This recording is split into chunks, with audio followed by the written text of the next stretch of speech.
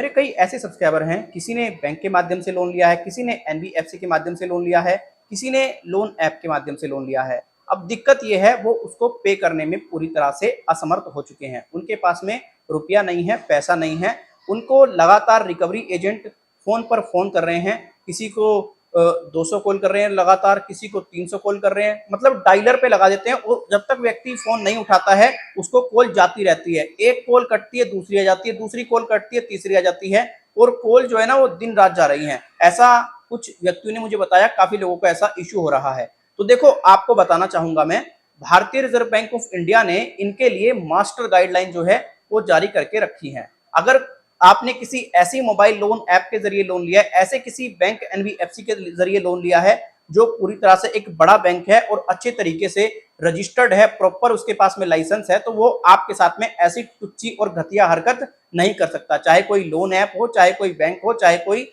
NBFC हो, सभी RBI के अधीन आते हैं। तो रूल जो है वो सभी के लिए बराबर है। मैं आपको ये न्यूज आर्टिकल भी दिखाता हूं, ये आज की न्यूज नहीं है। आरबीआई ने सीधा सीधा क्लियर बोला है, अगर कोई भी रिकवरी एजेंट आपको सुबह 8 बजे से लेकर शाम 7 बजे तक कॉल करेगा तो एकदम वेल एंड गुड है, कोई दिक्कत नहीं है, कोई परेशानी नहीं है। लेकिन अगर कोई रिकवरी एजेंट 7 बजे के बाद आपको कॉल कर रहा है तो वो दिक्कत की बात है, वो परेशानी की बात है, वो टेंशन की बात है। आपको बिल्कुल भी ना ही डरना है, ना ही घबराना है।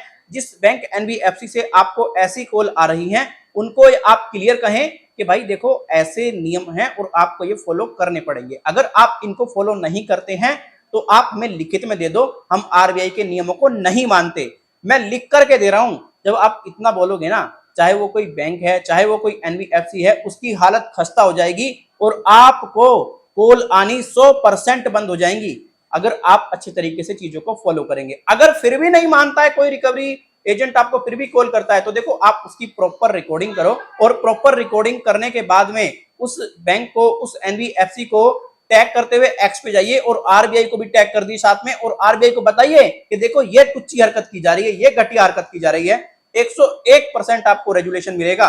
क्योंकि देखो, कुछ व्यक्तियों को तो हम सजेस्ट कर देते हैं कि भैया तू नंबर चेंज कर दे, वो बेटर है तेरे लिए। लेकिन कुछ व्यक्ति ऐसे होते हैं जो अपना नंबर बिजनेस के लिए दिए होते हैं, व्यापार करते हैं बेहतर तरीके से, तो उनको काफी दिक्कत परेशानी आ जाती है, वो नंबर वगैरह अपना चेंज नहीं कर सकते। दूसरी गाइडलाइन और है इन बैंक और एनबीएफसी के लिए। वो गाइडलाइन ये है, किसी भी व्यक्ति के डेटा को ये सार्वजनिक नहीं कर सकते, किसी भी व्यक्ति के डेटा को किसी दूसरे व्यक्ति के साथ में साझा नहीं कर सकते।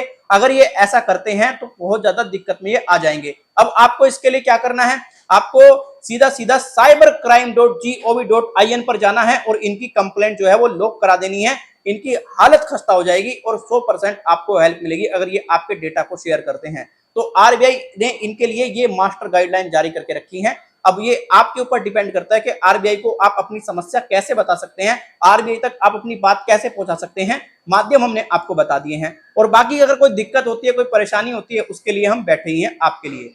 तो ये वीडियो जरूर आपके लिए हेल्पफुल रहा होगा। अगर ये वीडियो आपके लिए हेल्पफुल रहा है ना, आप इस वीडियो को लाइक करके जा सकते हैं। हेल्पफुल नहीं रहा, वीडियो को डिसलाइक कर सकते हैं। आप में से काफी ऐसे व्यक्ति हैं जो हमसे पर्सनली बातचीत करना चाहते हैं, अपनी प्रॉब्लम हमें बताना चाहते हैं।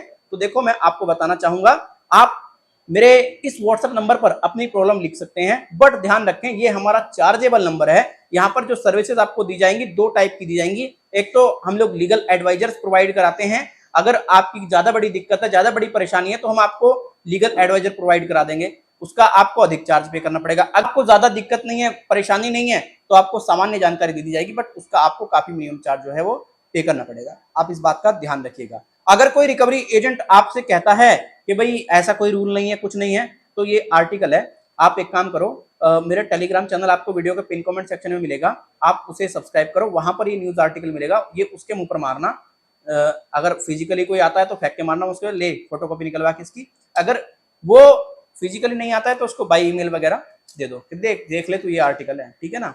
तो बिल्कुल मत डरना, बिल्कुल मत घबराना। हाँ, मैं फिर कहता हूँ लास्ट में, अगर आपने पैसा लिया है तो पैसा लेकर देकर के पीछा छुटाए, अगर पैसा चुकाने में सक्षम है। अगर सक्षम नहीं है तो बिल्कुल डरो घबराओ बिल्कुल मत, कोशिश करो पैसा अरेंज करने का।